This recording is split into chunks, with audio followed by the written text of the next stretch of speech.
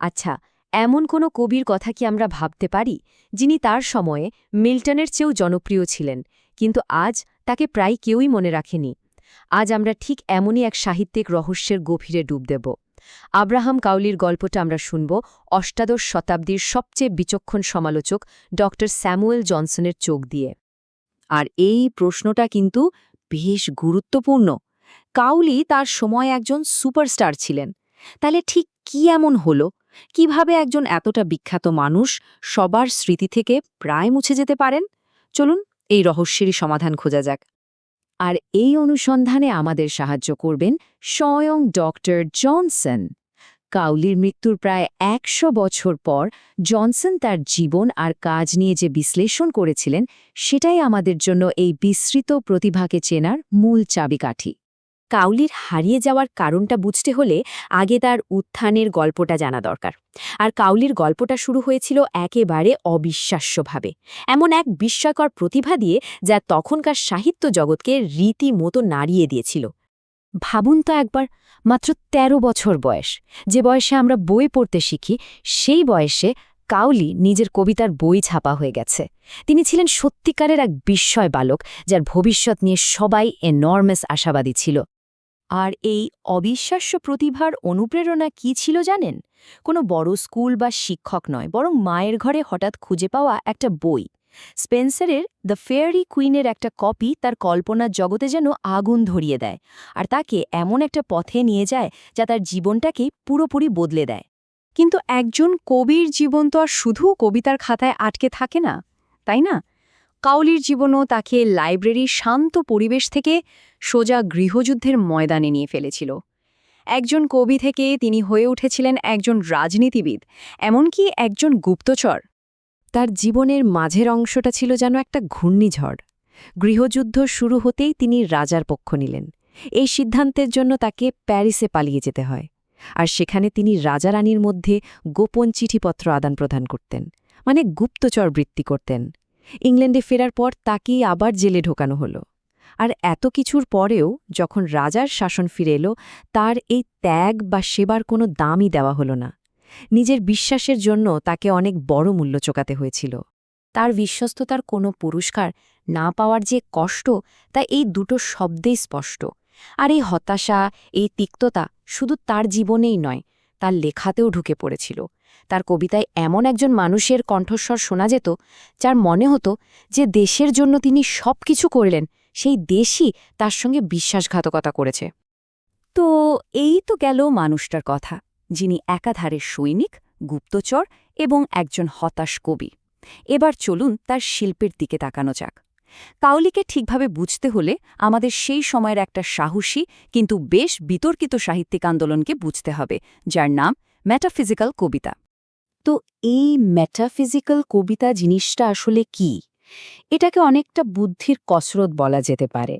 এই কবিরা সোজা সাপটা আবেগের কথা বলতে চাইতেন না। তারা চাইতেন নিজেদের বুদ্ধিমত্তা দেখাতে, সাধারণ কোনো ভাবনাকে খুব জটিল যুক্তি আর অবাক করা সব তুলনা দিয়ে একেবারে নতুন রূপে পেশ করতে।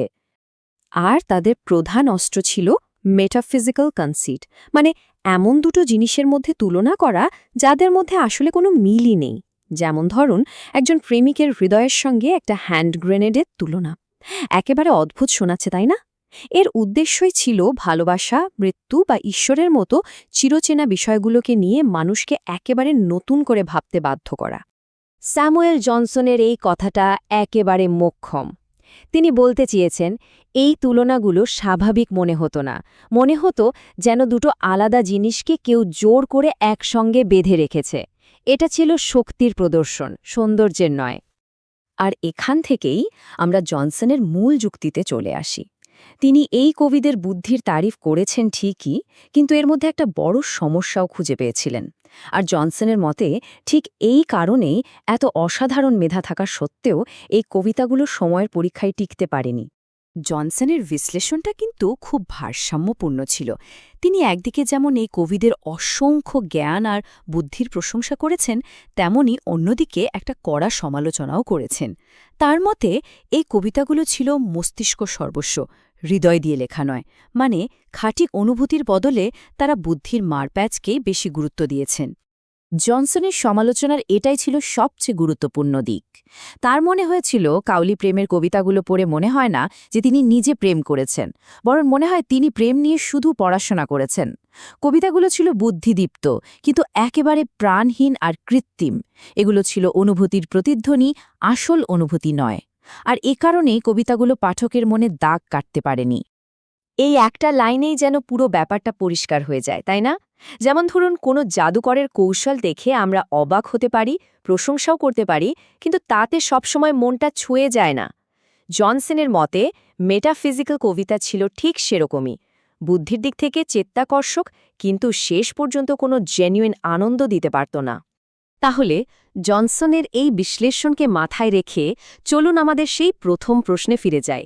কাউলির আসল পরিচয়টা কি, আর কেনই বা তার এত নামডাক সময়ের সাথে সাথে মিলিয়ে গেল?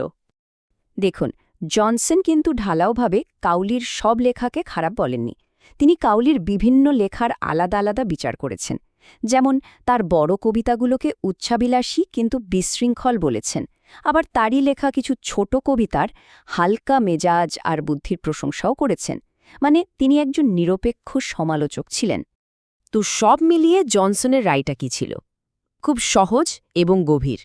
তিনি বলেছেন কাউলি মানুষ হিসেবে ছিলেন অসাধারণ, দয়ালু, সৎ এবং জ্ঞানী। কিন্তু কবি হিসেবে তিনি ছিলেন তার সময়ের একটা ফ্যাশনের শিকার। তার স্টাইলটা একটা নির্দিষ্ট সময় খুব জনপ্রিয় ছিল, কিন্তু সেই সময়টা চলে যাওয়ার সাথে সাথে তার কবিতার আবেদনও ফুরিয়ে যায়। সোজা কথায় মানুষটা তার শিল্পের চেয়েও বড় ছিলেন। আর এটা শুধু জনসনের একার মতো ছিল না। ভাবুন যে রাজা দ্বিতীয় চার্লস কাউলিকে রাজনৈতিকভাবে হতাশ করেছিলেন। তিনিও কাউলির মৃত্যুর পর বলেছিলেন যে কাউলি ছিলেন ইংল্যান্ডের সেরা মানুষদের একজন। এতেই বোঝা যায় তার কবিতার খ্যাতি কমে গেলেও মানুষ হিসেবে তার সম্মান অটুট ছিল। সবশেষে কাউলির এই গল্পটা আমাদের একটা চিরন্তন প্রশ্নের সামনে দাঁড় করিয়ে দেয়। শিল্পের জন্য কোনটা বেশি জরুরি, নিজের সময়ে পাওয়া প্রচুর প্রশংসা নাকি সময়ের পরীক্ষায় টিকে থাকা? ক্ষণিকের জন্য উজ্জ্বল হয়ে জ্বলে ওঠা ভালো, নাকি প্রজন্মের পর প্রজন্ম ধরে আলো দিয়ে যাওয়া শান্ত প্রদীপ হওয়া ভালো? এই প্রশ্নটাই কাউলি আমাদের জন্য রেখে গেছেন।